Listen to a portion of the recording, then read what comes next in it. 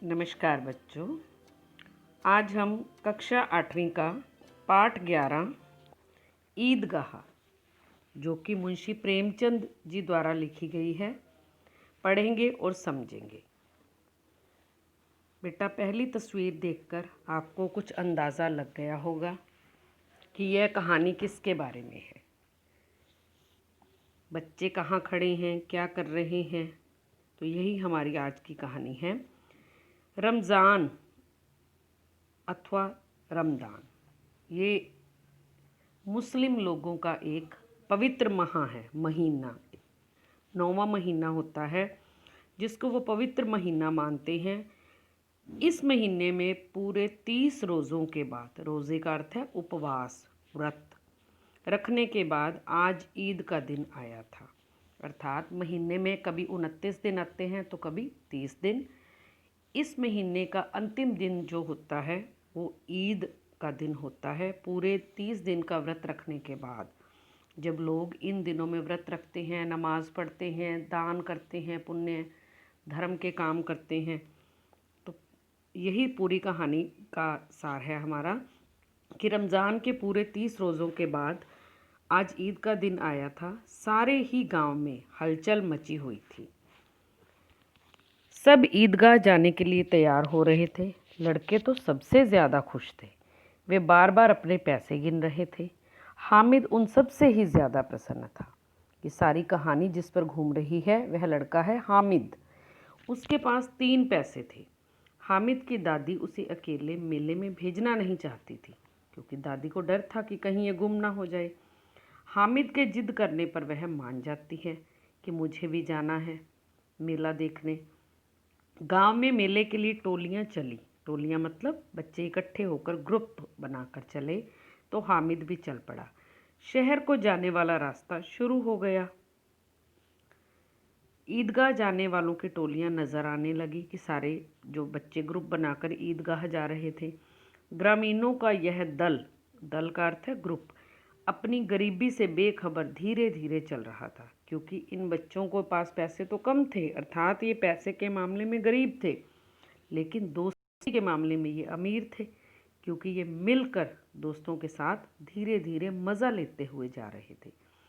बच्चों के नगर की सभी चीज़ें बड़ी अनोखी लग रही थी। इमली के घने वृक्षों की छाया में बनी ईदगाह नज़र आने लगी। मतलब जहाँ ईदगाह बनी हुई थी वहाँ आसपास क्या थे? इमली के घने घने वृक्ष, छाया थी उनकी। हजारों की संख्या में लोग एक के पीछे एक पंक्ति बनाकर खड़े थे। ग्रामीणों का यह दल भी पीछे पंक्ति में खड़ा हो गया। नमाज शुरू हुई।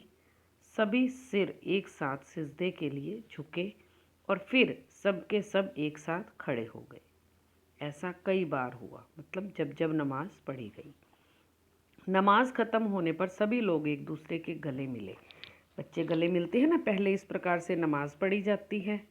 नमाज बाहर वाले भी पढ़ते हैं, फिर ऐसे हाथ जोड़कर सारे लोग फिर गले मिलते हैं। गले मिलते ऐसा कई बार ही हुआ। नमाज ख़त्म होने पर सभी लोग ही एक दूसरे के गले मिले। सबने मिठाइयाँ और खिलौने भी खरीदे, टूट पड़े। बहुत से लोग हिंडोला झूला झूल रहे थे। हामिद के साथी महमूद, मोहसिन, नूरे और सम्मी घोड़ों और ऊँटों पर बैठते हैं। हामिद उन्हें दूर खड़ा देखता रहता है, क्योंकि वह 3 पैसे जो उसके पास थे फिजूल खर्च नहीं करना चाहता। फिर महमूद, मोहसिन और नूर अपनी अपनी पसंद के खिलौने खरीदते हैं। यह सब 2-2 पैसे के खिलौने थे। हामिद यह नहीं चाहता कि अपने पैसे खिलौने पर खर्च कर दे। सब अपने अपने खिलौनों की तारीफ़ करते हैं कि मेरा खिलौना अच्छा है, मेरा ज़्यादा अच्छा है। हामिद खिलौनों की निंदा करते हुए कहता है कि मिट्टी के ही तो हैं, नीचे गिरेंगे तो चकनाचूर हो जाएंगे, टूट जाएंगे। खिलौने खरीदने के पश्चात सब मिठाइयाँ खाते हैं। वे हामिद से भी मिठाई लेने के लिए कहते हैं। हामिद उन्हें मिठाई की बुराइयां बताता है। हामिद को ख्याल आया कि उसकी दादी के पास चिमटा नहीं है। चिमटा क्या? जो हम रसोई घर में काम लेते हैं, जिससे चपाती सेकते हैं। तवे से रोटियां उतारती है दादी तो हाथ जल जाता है। अगर वह चिमटा खरीद ले तो उसकी अंगुलियां कभी न जलेंगी। यह सोचकर हामिद 3 पैसे में चिमटा खरीद लेता है। वह उसे कंधे पर रखकर अपने साथियों के पास पहुंचता है। सभी चिमटे को देखकर हंसते हैं। मोहसिन हामिद से कहता है, यह चिमटा क्यों लाया पगले, इसे क्या करेगा? हामिद अपना चिमटा नीचे गिराकर कहता है, ज़रा तू भी अपना भिश्ती का अर्थ है खिलौना, जो तू 2 पैसे खर्च करके लाया है, ज़मीन पर गिरा कर देख, अभी चूर चूर हो जाएगा। महमूद कहता है कि यह चिमटा कोई खिलौना है? हामिद कहता है, खिलौना क्यों नहीं है, मेरे लिए तो यह भी खिलौना है। अभी जैसे जैसे वो इकट्ठे हो रहे हैं, लेते जा रहे हैं, वो चिमटे को हाथ में पकड़कर उसकी अच्छाइयाँ दिखाता है कि ये देखो मेरे चिमटे को मैंने किस प्रकार पकड़ा है। अगर मैं ऐसे रखूं तो यह बंदूक हो गया, हाथ में ले लेता हूं तो फ़कीर का चिमटा बन गया। एक चिमटा, क्योंकि वो जब चिमटा ले रहा है ना, उसको दादी की भी याद आई दिमाग में कि मैं दादी के लिए ले रहा हूँ। तो अब उसको और लगा कि इनको बताऊं कि कैसा अच्छा है मेरा चिमटा आपके खिलौनों से। तो देखो, कंधे पर रखूं तो बंदूक हो गया, हाथ में लिया तो फ़कीर का चिमटा, एक चिमटा जमा दूं तो तुम्हारे सारे खिलौने टूट फूट जाएंगे। अब तो सब बच्चे ही चिमटे पर मोहित हो जाते हैं।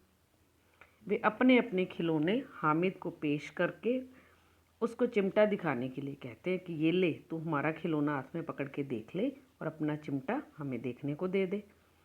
हामिद सबसे बारी बारी खिलौने लेकर चिमटा देखने के लिए देखता है। थोड़ी ही देर में सभी मेले वाले गांव पहुंच गए। अमीना ने दौड़कर हामिद को गोद में उठा लिया। अमीना कौन थी?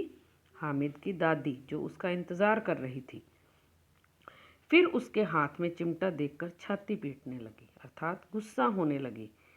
वह गुस्से से बोली, दोपहर से तूने कुछ खाया पिया ही नहीं, अर्थात जो 3 पैसे तू लेके गया था तूने कुछ खाया नहीं, ये लाया है चिमटा 3 पैसे का। सारे मेले में तुझे लोहे का चिमटा ही मिला था खरीदने को। हामिद ने डरते डरते कहा, तुम्हारी उंगलियां तवे से जल जाती थी दादी, इसलिए मैं इसे लाया हूँ। यह सुनकर बुढ़िया का क्रोध प्यार में बदल गया। जो उसे गुस्सा आया था प्यार में बदल गया कि किस प्रकार दादी के लिए वो सोच कर लाया है।